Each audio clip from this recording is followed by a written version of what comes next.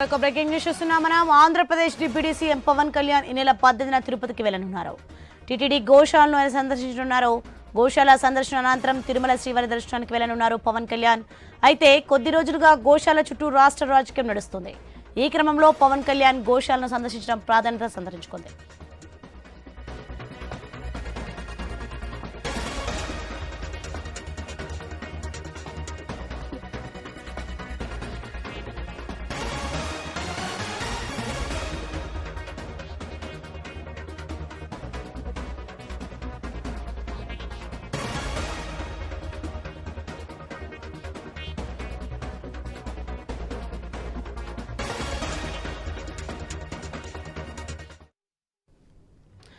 Breaking news చూస్తున్నాం. మనం Andhra Pradesh deputy CM Pawan Kalyan ఈ నెల 18న తిరుపతికి వెళ్లనున్నారు. టీటీడీ గోశాలను ఆయన సందర్శించనున్నారు. గోశాల సందర్శన అనంతరం తిరుమల శ్రీవారి దర్శనానికి వెళ్లనున్నారు పవన్ కళ్యాణ్. అయితే కొద్ది రోజులుగా గోశాల చుట్టూ రాష్ట్ర రాజకీయం నడుస్తుంది. ఈ క్రమంలో పవన్ కళ్యాణ్ గోశాలను సందర్శించడం ప్రాధాన్యత సంతరించుకుంది.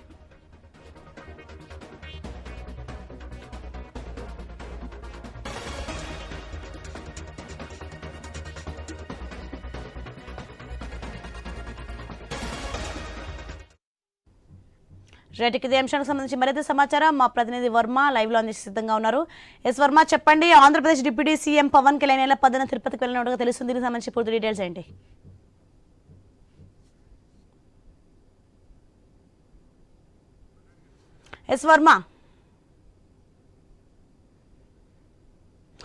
వర్మ, చెప్పండి. ఆంధ్రప్రదేశ్ డిప్యూటీ సీఎం పవన్ కళ్యాణ్ ఈ నెల 10న తిరుపతికి వెళ్ళినట్టుగా తెలుస్తుంది. దీనికి సంబంధించి పూర్తి డీటెయిల్స్ ఏంటి?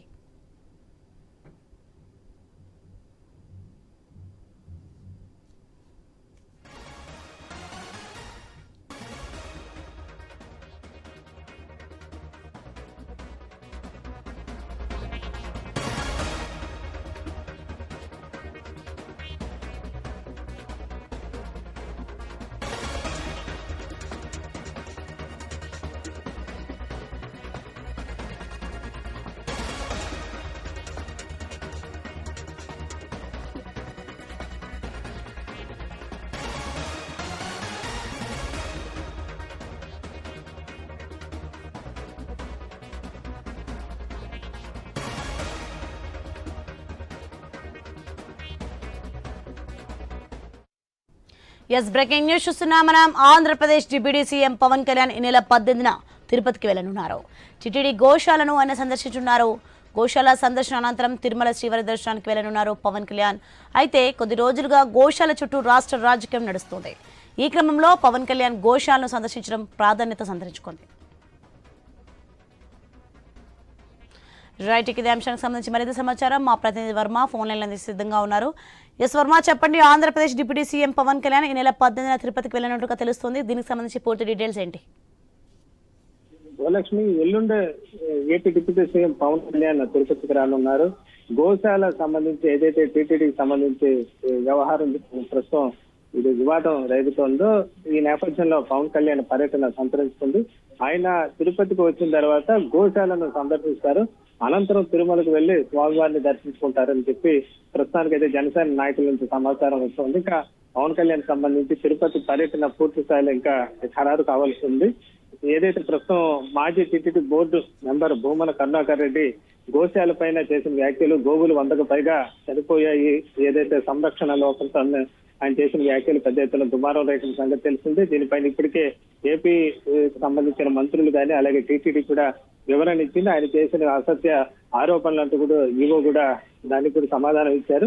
అయినప్పటికీ ఇష్యూ అయితే కొనసాగుతోంది. ఈ రోజు కూడా సిపిఐ నారాయణ కూడా గోశాలను ఆయన కూడా పరిశీలించారు. ఈ నేపథ్యంలో పవన్ కళ్యాణ్ స్వయంగా గోశాలకు వచ్చి అక్కడ గోవులకు అందజేస్తున్న ఏ విధంగా సౌకర్యాలు అందజేస్తున్నారు, వాటి సంరక్షణ ఎలా ఉంది, ఏదైతే కరుణాకర్ రెడ్డి చేసిన ఆరోపణలో వాటిలో ఎంతవరకు నిజం ఉంది, ఇవన్నీ కూడా ఆయన పరిశీలించనున్నారు. అనంతరం పవన్ కళ్యాణ్ దీన్ని ఉద్దేశించి కూడా వ్యాఖ్యానించనున్నారు. ప్రస్తుతం పవన్ కళ్యాణ్ సనాతన ధర్మానికి సంబంధించి కూడా ఆయన వివిధ రాష్ట్రాలకు కూడా తమిళనాడు వివిధ రాష్ట్రాల్లో కూడా పర్యటనలు జరుగుతున్న నేపథ్యంలో మరోసారి టీటీడీ అంశం విషయానికి సంబంధించి ఈ గోశాల వ్యవహారాలు ఆయన రావటం ప్రస్తుతం ప్రాధాన్యత సంతరించుకుందని చెప్పొచ్చు. గతంలో కూడా ఏదైతే తొక్కిసలాట ఘటన చోటు చేసుకున్న 6 మంది మృతి చెందారో అప్పుడు పవన్ కళ్యాణ్ తిరుపతికి వచ్చి ఏదైతే టీటీడీ క్షమాపణ చెప్పాలి అంటూ కూడా ఆయన గతంలో సంచలన వ్యాఖ్యలు చేశారు. మళ్ళీ ఈసారి గోశాలకు ఆయన వస్తుండటంతో ఆయన ఎలాంటి వ్యాఖ్యలు చేస్తారనేది కూడా రాజకీయంగా ప్రాధాన్యత సంతరించుకుందని కూడా చెప్పుకోవచ్చు. ముఖ్యంగా హిందూ ధర్మానికి సంబంధించి కూడా ఈ గతంలో కూడా పవన్ కళ్యాణ్ పర్యటన చేసిన నేపథ్యంలో ప్రస్తుతం తిరుపతి పర్యటన కూడా మళ్ళీ ప్రాధాన్యత సంతరించుకుందని చెప్పుకోవచ్చు. మరి పవన్ పర్యటన సందర్భంగా డిప్యూటీ సీఎం హోదాలో ఆయన వస్తుండటంతో దానికి తగ్గట్టుగా అధికార యంత్రాంగం ఏర్పాట్లు చేసే అవకాశం ఉంది. అలాగే పార్టీ పరంగా కూడా దానికి సంబంధించి కూడా నాయకులు ఏర్పాట్లు చేసే పరిస్థితి అయితే ఉందని చెప్పచ్చు వాళ్ళ లక్ష్యం.